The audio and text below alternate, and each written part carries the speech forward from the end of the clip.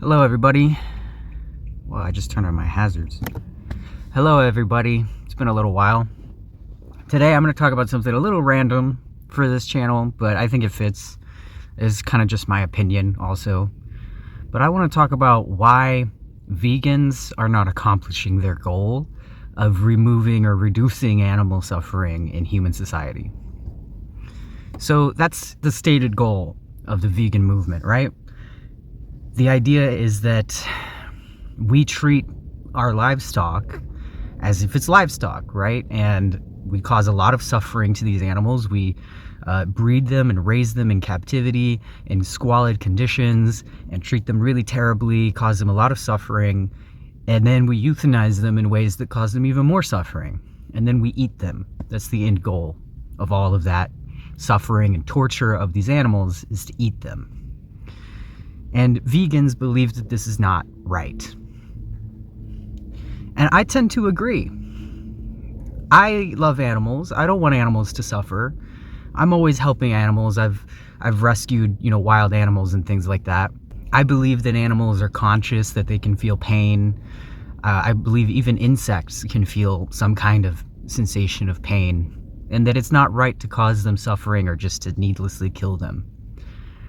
The thing that I don't agree with vegans on is the idea that it's wrong to eat the animals at the end of their lives. In my opinion, there is nothing inherently wrong with eating something that's already dead. When I die, I'm going to be eaten. Something is going to eat me. It's just inevitable, unless you pump my body full of preservatives and stick me in an iron box and then come back and maintain that box to make sure that nothing ever eats me for the rest of time. Something is going to break my body down and incorporate it into its processes and spread the materials of my corpse out into the universe or the rest of the earth or whatever. Whether it's bugs in the ground, scavenger animals, if I die and my body's out in the wild somewhere, unburied, just sitting on the ground, I get eaten by foxes and wolves and stuff like that. I might get eaten by fungus. If I'm cremated, I'll be eaten by a chemical process. Humans are omnivores. We have a varied diet. Very naturally, we have a varied diet. Our biology calls for a varied diet with lots of protein. And so for us, it's completely natural to eat things that were once living. Plants that we eat used to be alive. Animals that we eat used to be alive. Everything that we eat, generally speaking, unless it's like a mineral, used to be alive. There's nothing inherently wrong with that. That's the cycle of life. That's completely natural. And we, as humans, we cannot remove ourselves from natural processes like that without really thinking about what we're doing and the practical considerations. We are always going to be animals ourselves that have to eat other things to survive, to live, and, to continue as a species. But humans do have a higher level of intelligence than most other animals, probably all other animals. And so I think we have a responsibility to be good stewards of the planet and to be good stewards of our livestock. I think it is completely possible for us to have a relationship with our livestock and with the things that we eat that is reasonable, that's healthy, and that's good for both of us. And when it comes to animal suffering in the meat industry, the reason it's happening is not because we eat the animals. That's not the reason that the animals are suffering. The animals are already dead by the time we eat them. The suffering happens when they're still alive. And that suffering is caused by economic factors, right? And this is, I think, where vegans are really falling short, is that so many of them focus on converting other people to veganism rather than focusing on lobbying against certain economic factors, or just spreading the word about why animals suffer in the meat industry. It's not enough for vegans to just go around saying animals are suffering in the meat factories and you need to stop eating meat because it's immoral because the animals had suffered. It's kind of similar to, like global warming activists saying that the individual consumer, should be responsible for global warming. when really the main impact is coming from corporations. And it generally is corporations saying reduce, reuse, recycle, and then not reducing, reusing, and recycling themselves because of economic reasons, because it's cheaper to produce a whole bunch of waste and produce a whole bunch of stuff and just dump it in a river and then, let somebody else deal with it down the line. It's cheaper that way. For example, if you've seen like Alex O'Connor's videos about veganism, you've probably seen this fact come up.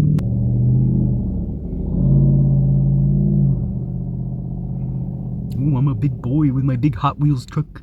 Ooh, I'm such a big man. I'm so big. Look at how my truck can... Sorry, y'all. I'm not having a great morning, but I'm making this video anyway. So when pigs are euthanized, they're shuffled into a chamber that's then filled with carbon dioxide. They remove all the oxygen, replace it with carbon dioxide. And this causes the pigs to feel like they're suffocating, just like it would with a human. It causes the pigs to panic, to feel like they can't get a breath of air, and they start panicking and freaking out and, banging against each other, all squashed together in this gas chamber. It's a terrible way to die. It's a really, really terrible way to end your life, especially after the conditions that they most likely lived in for their entire lives. And the reason we use carbon dioxide instead of another gas that wouldn't cause them to suffer, that would instead cause them to just sort of peacefully go to sleep without realizing what's happening, is because it's cheaper. It's cheaper to use carbon dioxide. So the issue here is clearly an economic one. It's cheaper to mistreat the animals and to cause them suffering than it is to take their welfare into account. And the reason it's cheaper is to keep the prices of meat cheap. Because people aren't going to buy more expensive meat. They're just going to buy the cheapest option, especially when they themselves are dealing with financial issues and they simply can't afford the organic, grass-fed, free-range, cruelty-free, like steak or pork or whatever. The average consumer simply cannot afford to incorporate that kind of product into their diet. They just can't. And a vegan diet, whether you have been able to stretch your dollar with your veganism or not, is much more expensive than just eating meat when it comes to getting the right amount of protein. So I don't think it's reasonable to ask the average person, the average consumer, to go vegan, especially not fully vegan, when it's not even their fault that the animals are suffering in the first place. If people could buy more expensive cruelty-free meat, or more expensive cruelty-free products in general, they probably would be, because most people are good people, I think. And when confronted with the vegan argument that you shouldn't eat meat because the animal had suffered, and giving your dollar to these companies is feeding into that meat industry. When the average person is confronted with that, I think they do really feel a guilt, right? But all you're doing is giving them a sense of guilt without any real practical solution for that guilt. The practical solution is not to just completely stop eating meat. The practical solution, because again, there's nothing wrong with eating something that's already dead. It can't suffer from you eating it. It suffers when it's alive. The practical solution is economic. It's making the process of raising and euthanizing livestock cheaper for the meat industry and giving them an incentive to use those cheaper options and to take the welfare of the animals into account.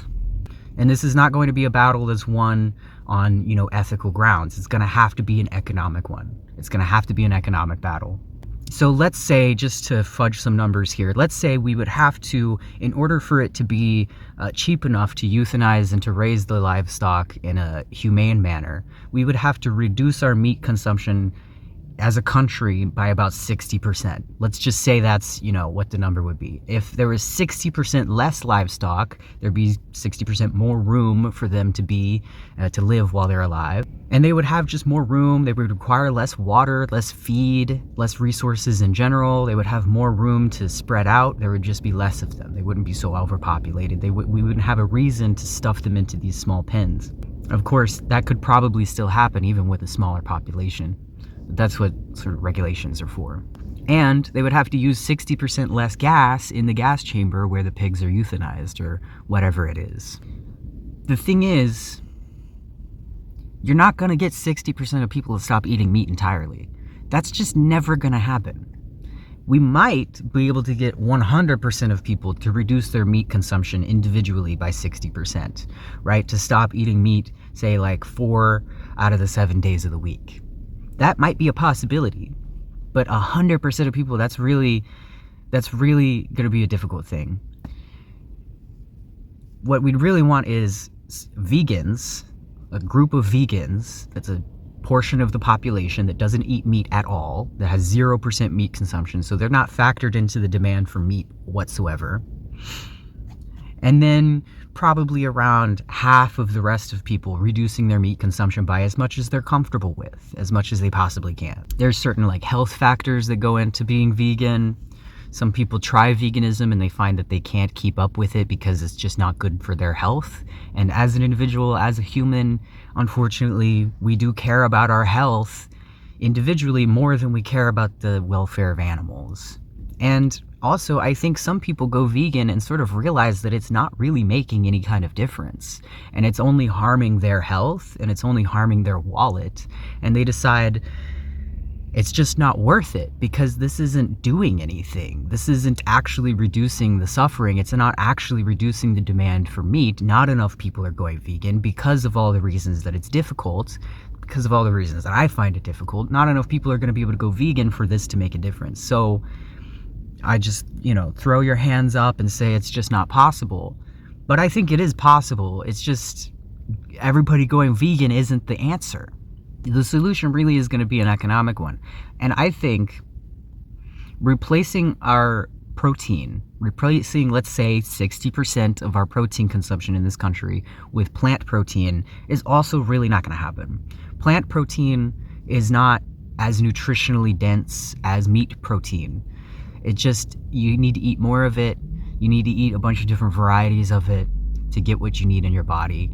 And it has effects on your gut health and on your health in general. And some people just can't get their protein that way. It's just not good for them. It's not going to fulfill their biological requirements. Most people really are always going to have to eat some kind of animal protein. But here's what I don't ever see vegans considering. And I think this really showcases the hypocrisy in their argument that you shouldn't eat animals at all because they had suffered.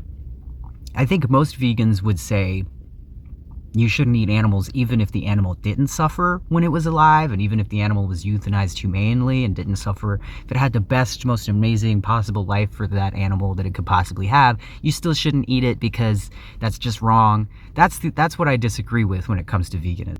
But one thing that vegans never consider, that I never see them considering, is insect protein. Now hear me out. I understand nobody wants to eat bugs in this country because bugs are gross and we've all been taught to avoid them and that they carry diseases. And if you put it in your mouth, it's like you just immediately want to gag. But most of human history and most human cultures, even today across the earth, eat bugs. Humans have always eaten bugs. It's a very recent development in the Western world for us to not eat bugs and for there to be a stigma around bugs being disgusting and gross and something that you shouldn't eat. We're omnivores, which means we eat everything.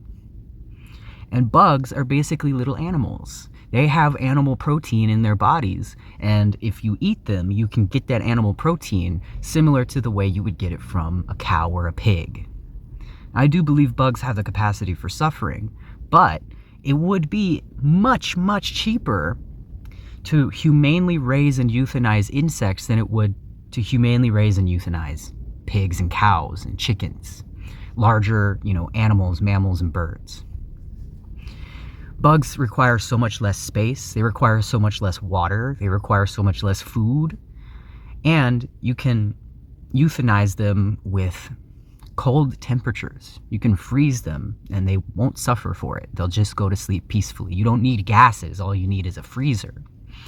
Or you could euthanize them with gases as well, similar to how you would for a mammal. And on the scale that you would be doing this as a meat farmer, it would be so much cheaper to do it humanely and to actually take the welfare of the insects into account.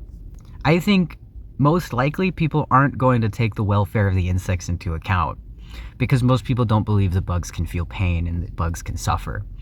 But if you do believe that they can suffer, it would be so much cheaper and better for the environment to raise bugs as protein rather than mammals, especially the large mammals like cows and pigs. So if we replaced, say, 60% of our meat consumption with bugs, that would accomplish a similar goal as 60% of people becoming vegan. And again, I think the vegans' goals really is to make everybody just go vegan, to make everybody stop eating animals entirely. And I really don't think that's realistic. I think that's the crux of the problem with the vegan movement, is that they don't see the real goal. Like, what would actually cause the animals to stop suffering? What would actually stop animal suffering in this world and in their relationship with us as humans? It's an economic problem. Not everybody's not going to go vegan, and there's nothing wrong with eating something that's already dead. There's nothing wrong with it. It's the context around it which makes it wrong. The context being that the animal had suffered while it was alive, specifically so we could eat it. But if you give these animals a happy, healthy life, they would probably prefer, if you could ask them and they could answer, they would probably prefer to live a long, healthy, happy life and a natural lifespan, and then to be euthanized peacefully at the end of their lives. And they wouldn't care that we eat them, as long as they would prefer that over being out in the wild and getting hunted by predators and, eaten alive and things like that, and having their, diseases and all this stuff that they would have to deal with. If those animals could talk and express themselves, I think they would greatly prefer to have a happy, healthy life and then get eaten at the end of it after being euthanized peacefully, rather than to not exist at all, which would be the case for most of our livestock, as they would not exist out in the wild naturally. We did breed them to be the way they are. Or rather than living out in the wild or being released and having to fend for themselves. Going back to the insects thing, I think the reason that this reveals some hypocrisy in the vegan movement is that plant protein causes a lot of insect deaths already. It causes a lot of insect suffering through pesticides and through farm equipment when, we're harvesting the soybeans or whatever, and there's grasshoppers in the field and they get eviscerated by the equipment. We already eat bugs because they jump into our food processing facilities and into the food processing line, and the FDA allows some amount of insect parts in our food. We already eat them. Vegans already eat bugs because there's going to be some eviscerated pieces of bug in their soy products and in their beans and in all of this other stuff that they eat to get their protein. So why not do what we're trying to do with the animals, but with bugs, at least on some kind of scale, to at least replace some of our mammal and bird protein with insect protein, which would be healthier for the environment. It would be cheaper in general. It would be better for the animals and for the livestock itself on both sides. I think if we had an industry for insect protein, it would reduce meat consumption. It would reduce the suffering of livestock animals such as cows and pigs. But vegans won't consider this because they don't think that eating an animal is right at all. They think that everybody should just go vegan and that we should just destroy the meat industry entirely without regard for what the consequences on the economy and on our health as individuals would be. Vegans will point to certain societies that are mostly vegan, like, in India, they don't eat a lot of meat in some places. There's a lot of vegans around the world. But the thing is, people have different biologies. There's going to be some people that can be healthy as vegans, and then there's going to be the majority of people who can't. And it's just not fair and it's not right to consider the welfare of animals over the welfare of human beings. I think we should consider the welfare of animals. But when it comes to reducing their suffering, there's no reason to stop eating them. We just need to give them a good life, euthanize them in a way that's healthy, that's humane, that's peaceful, that doesn't cause them any suffering. We need to stop causing the animals suffering, which happens while they're alive, not when we're eating them, right? So again, eating the animals is not the problem, and I think most vegans would disagree with me on this. The problem is that the animal had suffered greatly in order for us to eat it. That would be a problem even if we didn't eat the animal, right? Even if all of the factories threw away all of the meat they produce today and then just, always just threw it away. No humans are ever, the same process is happening. All the livestock is still getting raised and euthanized in the way that it is now. But instead of selling the meat, they're just throwing it away or throwing it in a hole in the ground to decompose. Would that be any better? No, I don't think it would be. And I think most vegans would agree with me that that would not be the solution. So getting people to stop eating meat is not the answer to animal welfare. It's an economic thing. We need to get people to reduce their meat consumption by 60%, or as close to whatever the real number is as possible. We need to get over the stigma around eating bugs and accept that maybe bug protein, insect protein could be a good source of protein that would be an industry that would be cheaper. That would be the reason, like, if you look up edible bugs right now, and you can order them online, you can order them and buy them today and get them, get a bag of crickets shipped to your door or something like that. The reason it's so expensive is because there's just no industry for it, because very rarely do people consider eating insects as an option. It's a very recent thing that we haven't been eating bugs. I've eaten bugs. They taste good. And I didn't die, and I didn't get sick from it. So I've eaten mealworms, I've eaten grasshoppers, I've eaten crickets, I've even eaten bugs that I've taken, that I've harvested out of the wild and euthanized myself, humanely. I've raised insects specifically to eat them. It's very cheap. You can do this in your home. You can raise mealworms in your home. People do this to feed like their lizards and stuff like that, but you can feed yourself with them. It's very cheap, it's very easy, and it's very simple to keep them happy and healthy and to euthanize them in a way that doesn't cause any suffering. So why aren't we doing that, vegans? Why aren't we advocating for that? Because if we could incorporate a type of protein that does not cause suffering, like from the get-go, for these little creatures called insects, if we could replace some of the meat protein, the animal protein, with that, then we would be reducing suffering of animals by a significant amount if there is an industry for insects. But there isn't, because there's a stigma. And I have never seen a vegan, as far as I'm aware, I've never seen a vegan mention that maybe insect protein could be part of the solution. I don't think it's going to be the whole solution. I think it would be part of the solution. The other part of the solution would be reducing our meat consumption as individuals without going fully vegan or vegetarian. Maybe taking 2 days out of the week to not eat meat, right? Maybe Monday and Tuesday is no meat Monday, no meat Tuesday, that kind of thing. And if we could start that kind of movement instead of insisting that everybody go vegan right now because it's a moral imperative and you're a bad person and you should feel guilty if you eat an animal ever. That's how you guys come across, like, genuinely. And people don't respond well to that. If you could instead say, maybe just don't eat meat on Monday. Just start with that, right? Meatless Monday, go with that. And then maybe consider insects, because they're much easier and much simpler and much cheaper to raise, cruelty-free. And then go for the economic factors. Really lobby for the meat industry to use the more expensive methods and find ways to make the meat cheaper in other ways. I think that's what vegans should be doing. And I think the reason that the movement is so pathetic, for lack of a better term, and so ineffectual is because vegans just aren't focusing on the right thing. The vegan movement is all about eating animals is wrong, rather than causing animals to suffer is wrong, which is the real moral issue there.